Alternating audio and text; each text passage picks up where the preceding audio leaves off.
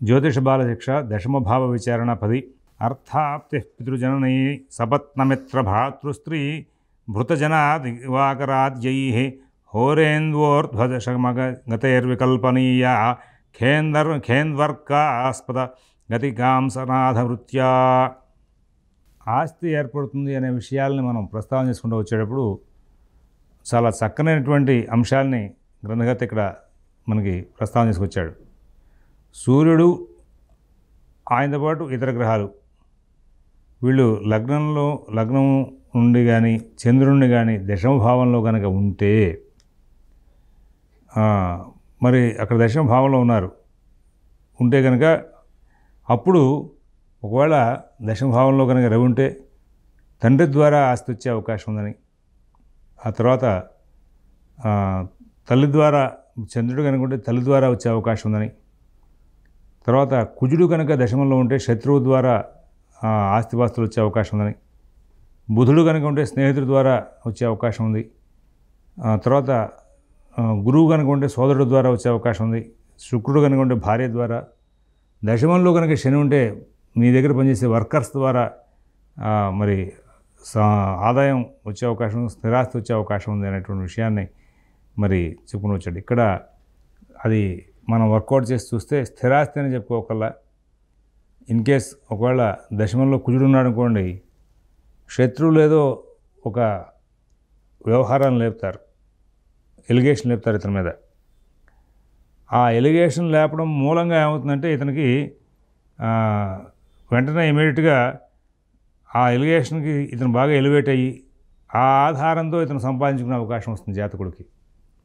ఇది ప్రాక్టికల్గా 1973 ఆ ప్రాంతంలో మిథున లగ్నంలో పుట్టిన వాళ్ళు, దశమంలో కుజుడుగా జూలై ఆ ప్రాంతాల్లో పుట్టిన వాళ్ళని కొన్ని జాతకాలు నేను శోధన చేసుకుంటూ వచ్చాను. చాలామంది అతను వేస్ట్ అండి, అతను పెద్ద వర్కర్ కాదు అని కొంతమంది శత్రుభావంతో అన్నవాళ్ళ మూలంగా వీడికి అసలుంటే వీడు పలానా వృత్తిలో ఉన్నాడనమాట అని ఈ విన్నవాళ్ళు గుర్తించి వాడిని టచ్ చేయడం, మళ్ళీ వాడి దగ్గర నిజంగా టాలెంట్ ఉందిరా, వీడు చెప్పింది అబద్ధం అని చెప్పి వాడి దగ్గర వర్క్ చేయించుకోవడం. ఈ విధమైనటువంటి డెవలప్మెంటు దశమ కుజుడి మీద మిథున లగ్నానికి నేను బాగా శోధన చేసుకొచ్చా కావాలని, ఈ మాట నిజమా కదా అనేది. అదే రీతిగా దశమంలో రవి ఉన్నప్పుడు పితృరాజితం రావడం, చంద్రుడు ఉన్నప్పుడు మాతృరాజితం రావడం, తల్లి ద్వారా ఆస్తులు అంటే మా అమ్మమ్మ గారి ఆస్తితో ఇట్లాంటి కలవడం అనేవి జరిగిన సందర్భాలు చాలా సార్. ఆడపిల్లకి ఆస్తి ఇవ్వడానికి వీల్లేదని పోట్లాడిన వాళ్ళు కూడా అలా పోట్లాడుతూ ఉండగా మేనల్లుడికి దశమంలో చంద్రుడు ఉండగా పుట్టినటువంటి జాతకాల వాళ్ళకి తల్లిదండ్రుల నుంచి ఆస్తి కలిసి వచ్చే అవకాశం ఉన్న కారణంగా ఆస్తిపాస్తులు గొడవలో ఉన్నాయి. ఆస్తిపాస్తులు గొడవలో ఉండి నేను అక్కగా సోదరికి ఇవ్వదలచలేదు అనే విషయంలో ఆస్తి గొడవగా ఉండగా, ఈ మేనల్లుడి జాతకంలో తల్లి ఆస్తి తినే యోగం ఉండి దశమంలో చంద్రుడి ప్రభావం చేత అక్కడ మాతామహ స్థానంలో ఆస్తిపాస్తులు తగ్గి వీడికి ఎంతో కొంత లబ్ధి చేకూరినటువంటి అంశాలు కొన్ని జాతకాలను చూశారు. కాబట్టి ఇక్కడ అర్థాప్తి పితృజననీ సపత్నమిత్ర భ్రాతృస్త్రీ భృతజనాదివాకరాద్యై హోరేంద్వోర్ధశమగతైర్వికల్పనీయ ఖేంద్వర్కాస్పద గతివాగాంసనాథవృత్యా. ఇది చాలా బలమైన సూత్రమే అని గట్టిగా నమ్మాల్సిన పరిస్థితి. అలాగే దశమంలో శని వలన కరెక్ట్గా కింద భృత్యుడు అంటే పనివాడి వలన ప్రత్యేకంగా డబ్బు చేతికి డైరెక్ట్గా రాదు. ఆ భృత్యుడు నువ్వు ఇచ్చిన వర్క్ కంటే ఎక్కువగా రక్షణ చేసి నీకు సేవ్ చేస్తాడు, దాని మూలంగా లాభాలు ఎక్కువ వస్తాయి. లేదు ప్రాణాంతకమైన పరిస్థితిలో కారు డ్రైవర్స్తో కాపాడటం, లేకపోతే యజమాని అధికారుల ద్వారా ప్రతిబంధకంలో పడకుండా కాపాడటం, ఇట్లాంటివి చేసి కొంత లాభం చేకూరే విధానాలు చేసినటువంటి అంశాలని దశమంలో శని ప్రభావం అట్లా కనబడి ఉన్నాయి. కాబట్టి ఈ సూత్రంలో చెప్పినట్టుగా దశమంలో రవి ఉంటే పితృరాజితం, చంద్రుడు ఉంటే మాతృరాజితం, తర్వాత కుజుడు కనుక ఉంటే శత్రువు ద్వారా, బుధుడు ఉంటే స్నేహితుడి ద్వారా, దశమంలో కనుక గురువు ఉంటే సోదరుడు ద్వారా, శుక్రుడు ఉంటే భార్య ద్వారా, శని ఉంటే భృత్యుధనం ద్వారా ఆస్తి కలిసి వస్తుంది అనేటువంటి అంశం, లేదా ఆర్థిక లాభాలు చేకూరుతాయి అనేటువంటి అంశం ఖచ్చితంగా జరుగుతుంది.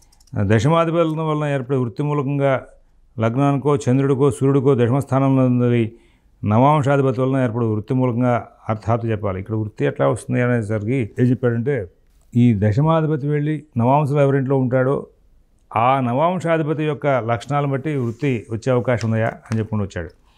అర్థార్థిం గతయేద్విలగ్నశశినోర్मध्ये బలీయస్తతః కర్మేషస్థనవాంశరాశిపవశాద్వృత్తిం జగస్తద్విదుః అన్నాడు. జన్మలగ్న చంద్రలగ్నాల్లో ఈ రెండులో ఏది బలంగా ఉందో చూసుకోమన్నాడు. జన్మలగ్నం బలంగా ఉందా, చంద్రలగ్నం బలంగా ఉందా అని. నార్త్ ఇండియా వాళ్ళు జాతకాలు వేసేటప్పుడు రాశిచక్రం వేసి చంద్రలగ్నం అని ప్రత్యేకం వేస్తారు. ఏముంది, ఇక్కడక్కడ గ్రహాలన్నీ ఒకటే ఉంటాయి, ఏం తేడా ఉండవు. మళ్ళీ ఎందుకు వేసాడు, ఇది టైం వేస్ట్ అనుకుంటాం మనం. రెండు ఒకసారి ఒకే జాతకంలోంచి చూసేటప్పుడు కన్ఫ్యూజ్ అవుతామని చెప్పి జన్మచక్రం చంద్రచక్రం రెండు వేస్తారు. ఆ లగ్నం చంద్రలగ్నాల్లో ఇక్కడ ఏమన్నాడు ఈయన, అర్థాప్తిం కథయేద్ విలగ్న శశినోర్मध्ये బలీయస్తతః అన్నాడు. అలా అక్కడ కథయేద్ విలగ్న శశినోర్मध्ये బలీయస్తతః అంటే జన్మలగ్నానికి చంద్రలగ్నానికి వీటిని చూసినప్పుడు వీటిలో రెండిట్లో ఏది బలంగా తీసుకో ఫస్ట్ అంటే చూడమన్నాం కదా. ఎందుకు చూడమన్నాం ఇక్కడ, కర్మేషస్థనవాంశరాశిపవశాత్ వృత్తిం జగుస్తద్విదః. ఈయన మొత్తం అంతా సౌభాగ్య స్థానం దగ్గర వాటి దగ్గర స్త్రీ జాతకాధ్యయనం సౌభాగ్య విషయాలు వృత్తి స్థానం దగ్గర ఈ శ్లోకాలన్నీ కూడా నవాంశలో ఎవరుంటారో ఆ అధిపతిని బట్టి వృత్తి నిర్ణయం చేయరా అబ్బాయి అని చెప్తాడు ఈయన. కర్మేషస్థ నవాంశరాశిపవశాత్ వృత్తిం జగుస్తద్విదుః. 10వ స్థానాధిపతి ఆయన వెళ్ళి నవాంశలో ఎక్కడున్నాడు చూసి ఆ నవాంశాధిపతి యొక్క గ్రహం యొక్క జీవనోపాధి లక్షణాలను బట్టి నీకు ధనలాభాలు వృత్తి విషయాలు చెప్పుకుంటూ వెళ్ళు. ధనలాభం బలాన చోట నీకు బలాన కారణం వల్ల ధనం వస్తుంది అని. దశమాధిపతి ఎక్కడున్నాడు చూడాలి, నవాంశలో ఎక్కడున్నాడు చూడాలి, ఆ నవాంశాధిపతి యొక్క లక్షణాలు ఏమిటి చూడాలి, ఆ నవాంశాధిపతికి ఏ ఏ కారకత్వాలను చూడాలి, ఆ కారకత్వాల దృష్ట్యా ఇక్కడ నీకు వృత్తి జరిగే అవకాశం ఉంది, ధనలాభం జరిగే అవకాశం ఉంది చెప్పమంటాడు. కేపీ గారు కూడా ఇట్లా చెప్తాడు. ఆయన ఇక్కడ నవాంశం చెప్పాడు, ఆయన స్టార్ మీద చెప్పుకుంటూ వచ్చాడు. అర్థాప్తిం కథయేత్ విలగ్న శశినోర్मध्ये బలీయస్తతః. ఇక్కడ నువ్వు ఆ లగ్నంలో ఉన్నటువంటి విషయాన్ని ప్రస్తావన చేస్తూ లగ్నంతో కూడుకున్న జాతకాలు చెప్పేసి నీకు సంబంధించినటువంటి విషయాలు చెప్తాను అంటే కనుక ఆ లగ్నాధిపతి చంద్ర లగ్నాధిపతుల్లో ఎవరు బలంగా ఉన్నారో వాళ్ళని బేస్ చేసుకోమని చెప్పాడు ఇక్కడ. ఇప్పుడు చెప్పిన ఒకవేళ కనుక పైన చెప్పిన వాటిల్లో ఈ సూత్రం ప్రకారంగా కర్మేషస్తనవాంశరాశిపవశాత్ వృత్తిం జగస్తద్విదుః అనే సూత్రం ప్రకారం చెప్పేట్టుగా అన్యోన్యాగమ దూత వృత్తిభిరనస్యాంశేతు జీవత్యసే. ఇక్కడ భేషజ్యోర్న తృణాంబుధాన్యక కనుక వ్యాపార ముక్తాధికై అని చెప్పుకుంటుంటాడు. ఇక్కడ ఒకవేళ నువ్వు చెప్పినట్టుగా కర్మాధిపతి నవాంశలో కనుక రవి ఇంట్లో ఉన్నాడు అనుకుందామయ్యా, అప్పుడు నువ్వు ఎట్లాంటి ఫలితాలు చెప్తావు అన్నావు అనుకోండి.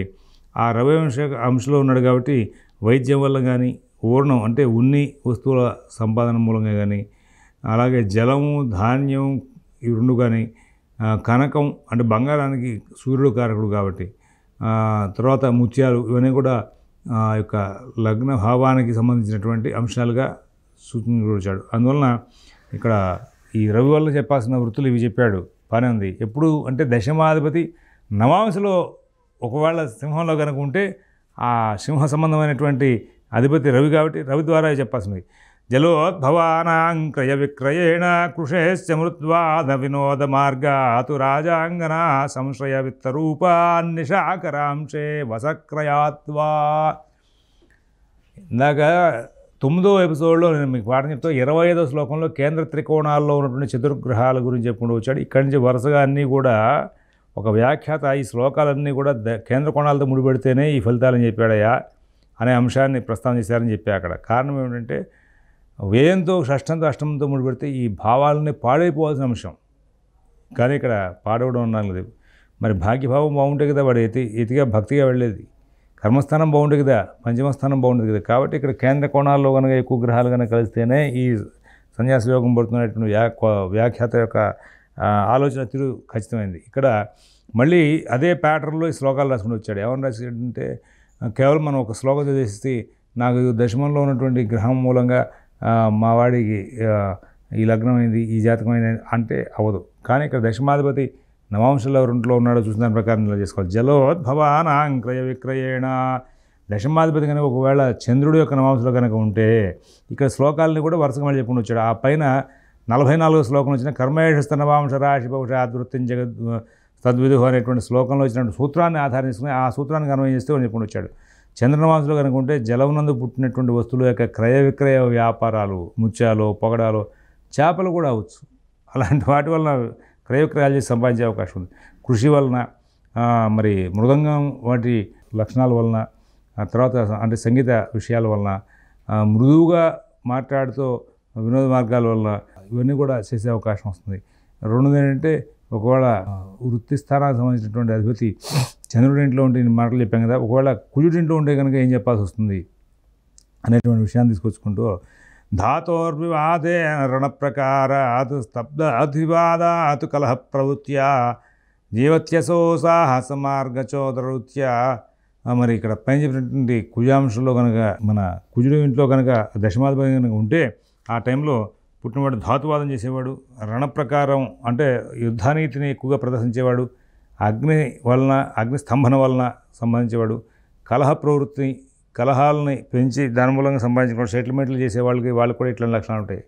అడ్వకేట్స్ కూడా మరి వాళ్ళు దాని వ్యవహారాలను క్లియర్ చేసేటువంటి లక్షణాలు ఉంటాయి. కానీ అడ్వకేట్స్ కూడా అటువంటి లక్షణాలు ఉండే అవకాశం వస్తుంది. శిల్పాది కావ్యాగమ శాస్త్ర భూమ మార్గాను జ్యోతిర్గణజ్ఞాన వంశభుదాంశే పదార్థవేదాధ్యయన జపాచ పురోహితాద్యాజ్య వశా ప్రవృత్తి. ఒకవేళ కనుక పైన చెప్పిన విధంగా కర్మేశుడు అంటే దశమాధిపతి వెళ్ళి కనుక బుధుడింట్లో కనుక ఉన్నాడు నవాంశలో బుధుడింట్లో ఉన్నప్పుడు మరి బుధుడు ప్రభావంగా వచ్చేటువంటి లక్షణాలు ఏంటి అంటే మరి శిల్పం, కావ్యాలు, శాస్త్రాలు, వేదాలు మొదలైన వాటి వలన, జ్యోతిష్ శాస్త్రం వలన, పరుల నిమిత్తంగా వేదాధ్యయనాల వల్ల, జపం, హోమం వలన జీవించేటువంటి మార్గాలు వచ్చే అవకాశం ఉందా అని చెప్పుకుంటూ వచ్చాడు. ఇదైంది. తర్వాత జీవాంశకే భూసుర దేవతానాముపాసనాధ్యాపక రూప మార్గాత్ పురాణ శాస్త్రాగమనీతి మార్గా ధర్మోపదేశైరకుసేదమాహో. ఈ యొక్క శుక్రుడు యొక్క ప్రభావం చేత మరి పురాణ శాస్త్రాగములు నీతి మార్గం పొందడం, అలాగే ధర్మోపదేశాలు పొందడం, జీవన వ్యాపారం చేసుకోవడం జరుగుతూ ఉంటుంది. సువర్ణమాణిక్యజాశ్వమూల గవాం క్రయా జీవనమాహురు. శుక్రాంశలో కనుక ఒకవేళ దశమాధిపతి కనుక ఉంటే, నవాంశలో శుక్రాంశంలో కనుక ఉంటే సువర్ణం, మాణిక్యం, ఏనుగులు, గుర్రాలు మొదలగు వాటి వలన, గోవుల యొక్క క్రయ విక్రయాల వలన, తర్వాత దానికి సంబంధించిన వ్యాపారం వలన, మరి గుడ ఉదన క్షారదధి విక్రయాల వలన మరి ఈ యొక్క వ్యవహారం నడుస్తూ ఉంటుందని చెప్పుకుంటూ వచ్చాడు. ఏంటంటే శుక్రాంశ యొక్క ప్రభావంగా అక్కడ జీవనం నడిచే అవకాశం ఉంది. అట్లాంటి చెప్పినటువంటి విషయాల్లో శన్యం శకే కుత్సిత మార్గవృత్యా శిల్పాదిభిర్ దాయగమయేర్దాయోధాదై. శని యొక్క అంశంలో కనుక దశమాధిపతి కనుక ఉంటే కుత్సిత మార్గం చేత అంటే మోసం చేసి సంపాదించే మార్గాలు, అలాగే శిల్పాదుల చేత, వధాతుల చేత, భారవాహకత్వం చేత పరస్పరం వైరాలు కలిగించడం ద్వారా డబ్బులు సంపాదించుకుంటూ జీవనం చేసే అవకాశం వస్తుంది అనేటువంటి అంశాన్ని ఇక్కడ ప్రస్తావించుకుంటూ వచ్చాడు. ఇక తదుపరి శ్లోకాల్లో మిగతా అంశాలని ఏ విధంగా చెప్పాడనే విషయాలను రేపటి రోజు చూద్దాం. స్వస్తి.